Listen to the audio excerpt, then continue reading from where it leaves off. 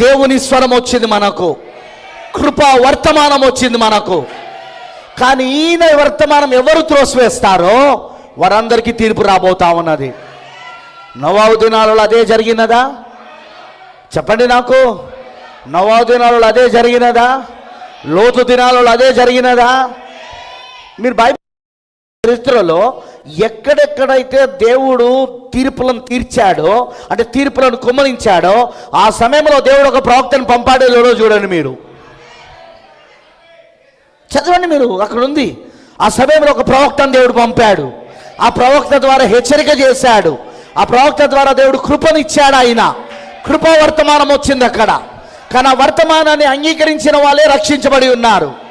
ఆ వర్తమానాన్ని అంగీకరించిన వాళ్ళే అదిగో దేవుని ఉగ్రత నుండి తప్పించబడతా ఉన్నారు. వేసిన వారి పరిస్థితి ఏంటి? దేవుని తీర్పుకు గురైనట్టు మనం బైబిల్లో చదువుతా ఉన్నాం.